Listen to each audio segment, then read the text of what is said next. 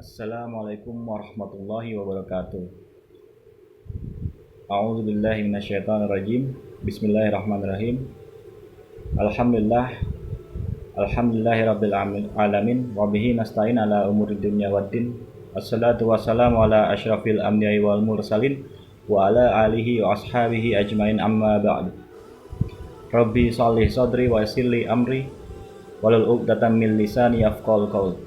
Baiklah, saya akan memperkenalkan diri. Saya Rozi Rusafi, mahasiswa S1 Manajemen di ITB Ahmad Dahlan. Saya membuat video ini bertujuan untuk menyelesaikan tugas akhir semester untuk mata kuliah Praktikum Al-Quran dengan dosen pengampu Ibu Yulianti Mutmainnah. Baiklah, pada video kali ini saya akan membahas tentang hukum jual beli hewan dalam kandungan.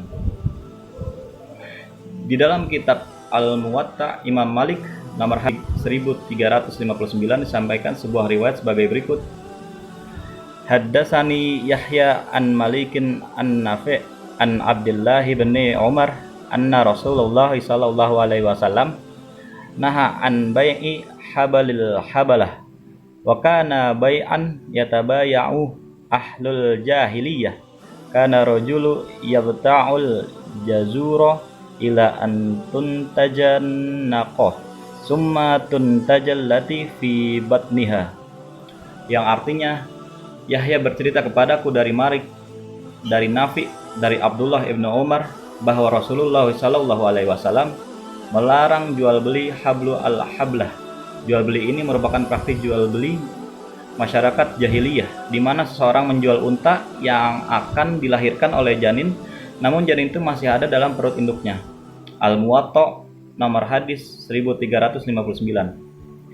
Dengan demikian jual beli al-hablu al-hablah artinya menjual unta yang akan dilahirkan janin yang masih dikandung induknya. Jual beli semacam ini dilarang karena beberapa alasan. Yang pertama, jual beli janin dalam kandungan termasuk jual beli terlarang karena jahalah, tidak diketahui sifat dan karakternya, tidak diketahui hidup atau matinya, dan tidak diketahui besar atau tidaknya, karena di dalamnya terdapat unsur spekulatif atau maisir.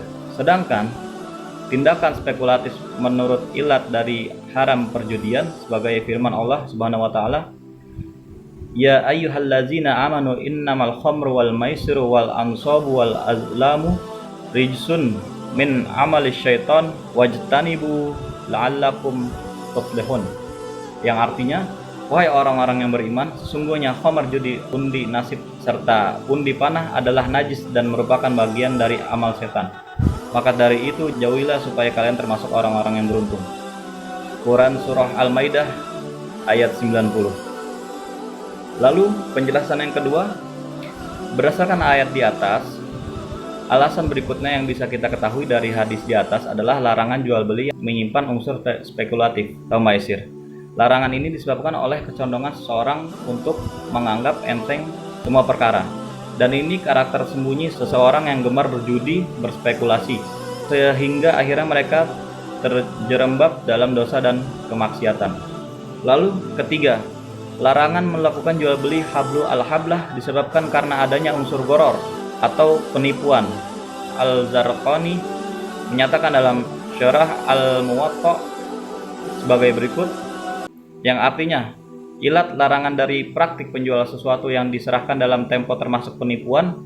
Penafsiran hadis ini berangkat dari pernyataan Ibnu Umar sebagaimana dikuatkan oleh Ibnu Abdul Albar dan selainnya, dan tertuang dalam hadis riwayat Imam Muslim dari jalur Ubaidillah dari Nafi dari Ibnu Umar.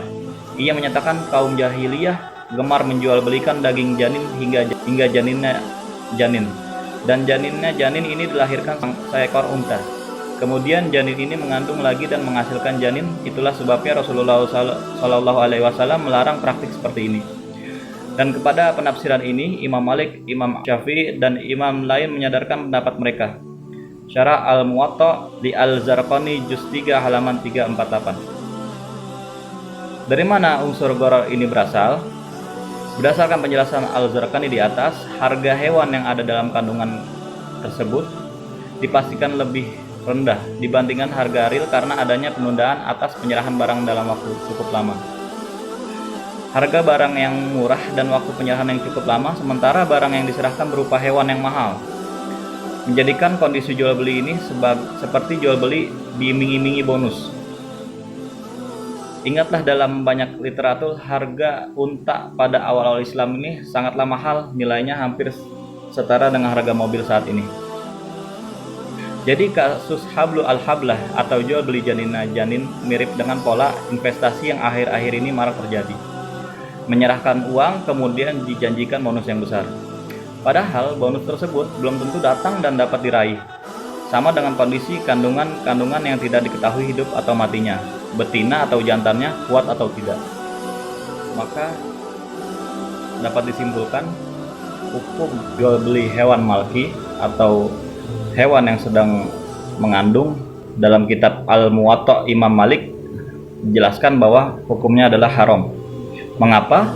Karena di situ ada unsur ketidakjelasan atau gharar, di mana hewan yang ingin kita beli ini tidak jelas kondisinya karena masih dalam kandungan. Entah dia kuat ataupun dia sakit, dia sempurna, dia laki atau perempuan.